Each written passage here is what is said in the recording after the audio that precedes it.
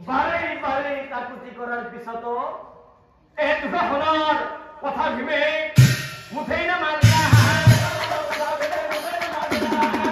দুখনৰ কথা ভাবে মুঠেই নামানিলা